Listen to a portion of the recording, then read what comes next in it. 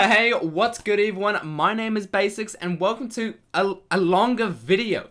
Today's subject is the EDH ban card tier list. How this is gonna work is I have separated all EDH ban cards into 8 different categories. We're gonna be looking through them each and scaling them from S to F.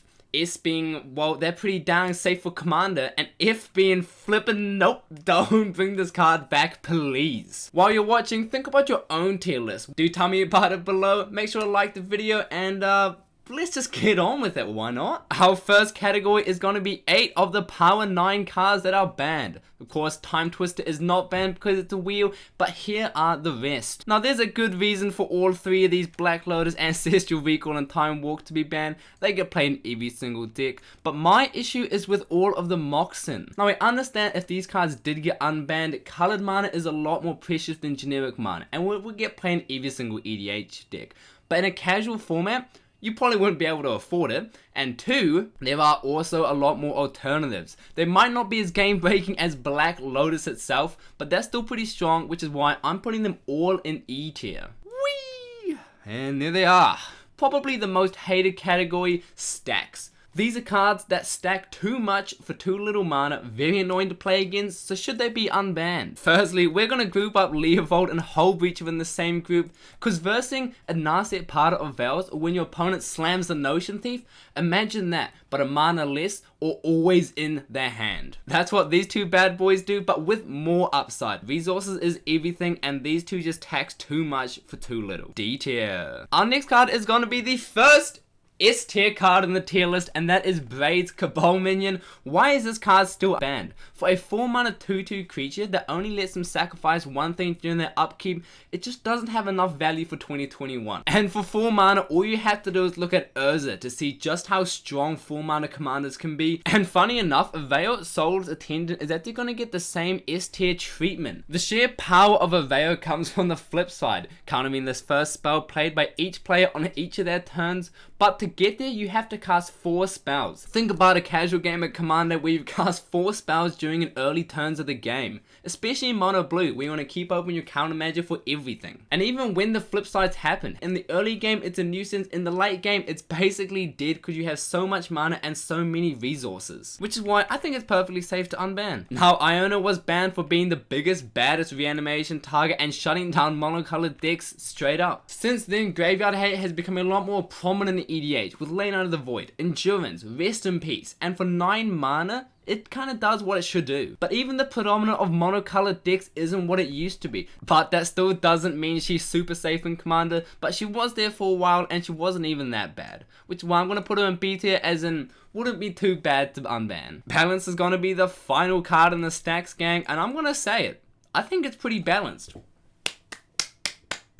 You can of course play it unfairly, but you can also play Armageddon. And white does need a little bit of help, with all the green decks and blue decks and black decks getting too far ahead for too little mana. For only 2 mana, I reckon it wouldn't be too bad back in the format. I understand that mass land destruction and stacks kinda does suck, and for 2 mana it does suck a little bit too much, which is why it's not going in S tier, but I think A tier is where balance will stand with me. Again, maybe I'm completely wrong. Please do tell me about it below, I'd love to hear your feedback. But now we're focusing on the cards that abuse the 3 main resources of EDH: mana, card draw, and life totals. Yawgmoth's Bargain and Grizzlebrand are both going in D tier, because paying life to join cards in a usual 20 life game wouldn't be too bad, but in a 40 life game, your life total is just so expendable that the opportunity cost isn't as high as it used to be. Now, Channel has the same issue, except it's way more broken. Instead of paying life to join cards, you're paying your life to get mana, which is the biggest resource of Magic. There's a reason why Channel is banned and restricted in literally every single format, and that's because it's a one-of-a-kind card and it's going in F tier. It's going in F tier. Now, you only have to look to Exploration and Burgeoning to see why Fastbond is banned and why it's so strong for the low opportunity cost of 1 green mana. But you are held back by the amount of lands you have in hand, and the more lands you have in hand, the less action you have to win the game, which is why it's only going to go in D tier. Now Tolarian Academy is going down in E tier with the power of the Moxen. All you have to do to see the sheer power of this card is look to Guy's Cradle. Guy's Cradle works with creatures which take a while to get on the battlefield, but when you're working with artifacts, the cheapest and easiest permanent to get on the battlefield, and you're working in blue, the color of card draw and counter spells, it's much too strong, which is why, like I said, I'm throwing him down in E tier. I'm actually gonna sneak Rathalos into B tier, because in the 20 years of Magic, Green has had so many playable commanders, and all you have to do is look at Selvala to see just how strong the power creep is. But B tier, I believe he wouldn't be too bad on banning. Next up on the list, we have the cards that are just too easy to combo with. If you win, you'd win the game. Our first is actually gonna be another S tier card on the list, Panoptic Mirror. This card got banned back in the day for comboing too easy with any infinite turn spell. But nowadays, if you think about it, you need to pay 5 mana for your artifact, minimum 5 mana to imprint it, then you have to wait a full turn cycle to not get destroyed, then start infinitely comboing. I believe there are just too many hoops you have to jump through to make Panoptic Mirror a combo card again, which is why I'm slotting into S tier. Now, I believe Paradox Engine has the opposite effect. You don't have to wait a full turn cycle because any spell you cast after Paradox Engine is going to untap all your non-land permanents for all your mana, so you can do as much as you want. The other issue is that it was colorless, so if you're playing any mana cards that were non-land permanents, you play Paradox Engine, high chance you win. Which is why this beefy 5 mana artifact is going to go in C tier, as in could be unbanned, but it would be pretty bonkers. Time Vault was a card I only found out in my late years of Magic, and I was like, whoa, this card's broken.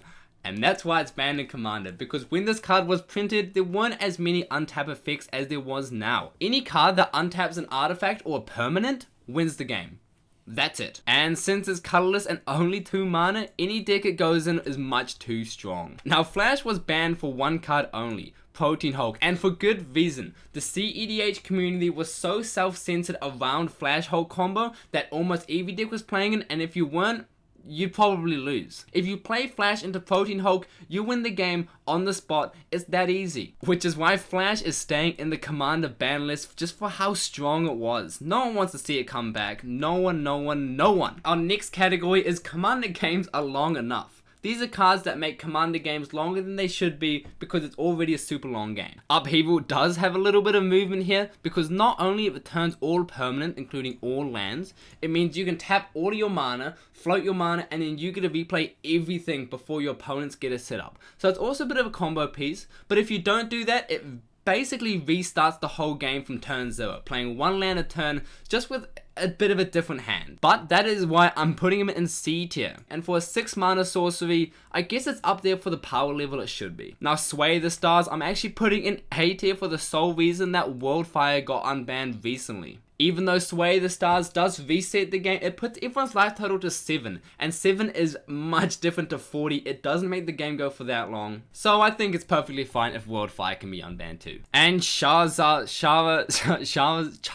but Charizard creates a sub game. I mean, if you want to read it, you're more than welcome to read it, but no one wants 2 games of Commander in one when the first game finishes, the second game finishes, but then you go back to the And now we're into the category of cards that were not made for Commander. These cards were made before Commander was a format, or Commander just wasn't in mind when the game designers printed them. First up is Kavakis. Now what EDH deck do you think would have a legendary creature?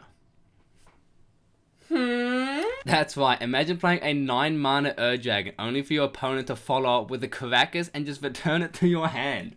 That would be so silly. Now I would put this card in F tier, but I'm actually going to put it in C tier. Now you're probably thinking to yourself, what is this guy on? The issue is that you can only use it once when there are 3 other players with commanders, which means you can also get beaten down, and it's costing you a resource. And if you're playing white, you're going to need your mana because, well, you're playing white. I understand the opportunity cost is extremely low and would get played in every single white EDH deck, which is why it isn't higher or lower. I think C tier is where it needs to be. Chaos Orb and Falling Star read like unglued card, unhinged cards, but if you take away that, they're actually pretty fair, which is why I'm going to put them in S tier, because the only reason why they're banned is because their external use of the card. Now Lutri, one of the newest members to the EDH command ban list, and if you think about it, how many EDH decks only have different non-land cards in them? I don't know what they were thinking when they printed this card, but the issue is the diversity. Like I said, it goes in every single EDH deck out there, which means Commander, the most diverse and fun format, would not become the most diverse format anymore because every single EDH colored deck would have Lutri in it. I'm gonna put them in D tier because, well, D for diversity. Limited resources seems like a fine card in a 2-player game. Each player having a maximum of 5 lands is not too bad, and how many games even get to 10 lands? But in a 4-player game, when each player can have a maximum of 2.5 lands on average for 1 mana, and it's good late game also, that's a bit too much. This card is way too strong for 1 mana, and I know it's been a while, but we're gonna put it in F tier. Now, Trade Secrets is a fascinating card. There's a lot to it, and I might make a video on it, but all you have to know is that in a game of politics, this card turns your 4-player Commander game into a 2-player Commander game for 3 mana, which is why I am just gonna put it in C tier, because if it does get unbanned, I don't think it'll be format crushing, I don't think it'll be format anything, but it is a very strong card if you have a little bit of political awareness. We got 2 more categories. Here we have the win con, cards that are just too easy to win con in the Commander format. Biorhythm is our first in S tier as a card that I just don't know why it's banned. For 8 mana, especially in green, there are so many different ways you can win. Tooth and Nail, Creative Hooth Behemoth, Avenger of Zendikar. There are so many more ways,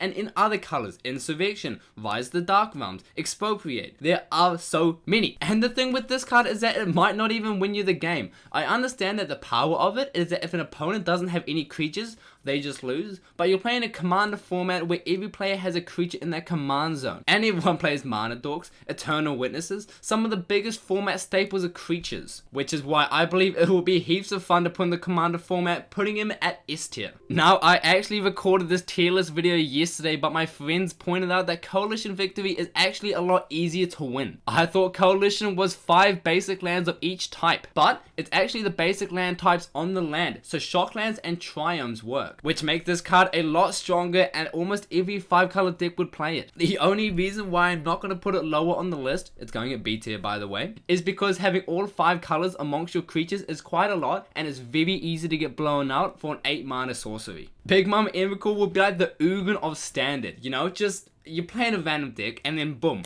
you put Emrakul in it, cause why not? Which is why I'm gonna put it in D tier. And finally, onto our final tier, too much for 1 card. Now bear with me, I might skim through this because the video is already going to be quite long. To look at Gifts Ungiven, all you have to do is look at Intuition. A worse but 1 mana less Gifts Ungiven is perfectly fine and barely sees any play in CDH format. So I think it's perfectly fine for the format, searching up 4 cards, S tier for sure. No one likes land destruction EDH, especially when you benefit also, which is why the Enter the Battlefield triggers of Silver Primordial and Sundering Titan are extremely strong. Now for 7 or 8 mana creatures, this is probably what you would expect, but I do believe if you look at the 7 mana, 8 mana creatures now, they're nowhere near the power level to what these 2 are. Which is why I don't believe that these 2 should be unbanned anytime soon. We don't want to see green even stronger than it already is, which is why I'm going to put them probably C tier. No one wants to see that. I've said it before and I'll say it again, artifacts are the strongest permanent in EDH, and when you have a card that can tutor up a Blightsteel Colossus on turn 1 just off a couple of mana rocks,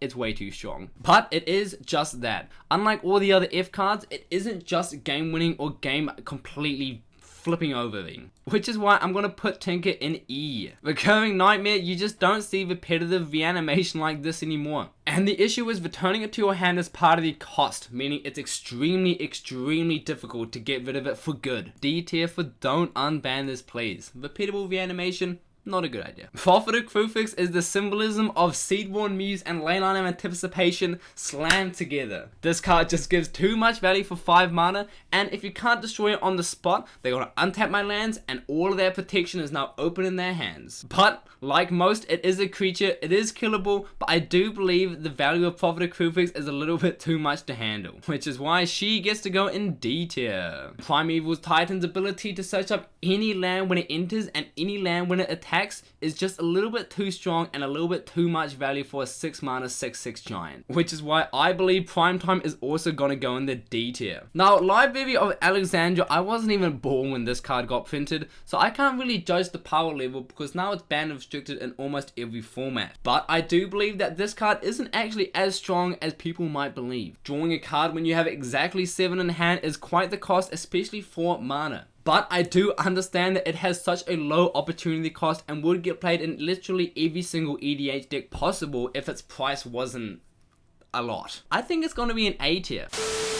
You know what, Golos? We are going to create our very own thing for you, and it's going to be the G tier, and it's going to be called the Golos tier. As why did you ban Golos? Look at him. He was just a tireless pilgrim. He died so Field of the Dead could live, and all the other broken lands at EDH. And there we have it, my EDH banned card tier list. Please do tell me about it below. Do you agree? Do you not agree? What don't you agree on? I would absolutely love to hear it. And if you've stuck around for this long, I am going to be hoping to make more of these kind of videos. They will be not as long, thankfully. But if you want to see me in your sub box whenever I create a video, make sure to like, make sure to subscribe, and I'll see you all in the next. Thank you so much for watching. Whew! Okay.